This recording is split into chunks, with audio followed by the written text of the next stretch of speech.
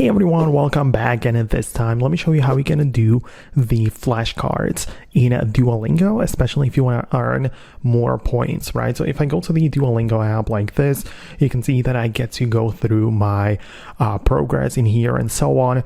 But if I want to access the additional exercises, first of all, you can pay attention to these things, like this is the path, and outside of that you have like another option, like you can see the Oscar in here, which I can click on, right? And I have to actually make more progress. But the point is that outside of your main path, you may come across some different things, and this exercise is actually going to be a little bit different because this is probably going to be the flashcards and so on, which is outside of the main curriculum, but a lot of people use it to earn more points within the app.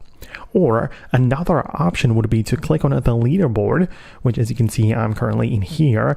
And in the bottom right corner, I actually clicked on it, right? In the bottom right corner, you have the flashcards, which as well promise to deliver more XP. So you can as well click on it like that and just go through it quickly, right? It's like the flashcard frenzy, and you can see 13 levels, and you can earn total of 500 and even more XP outside of the main class or main curriculum. So that's what you can do. This is probably what you are looking for.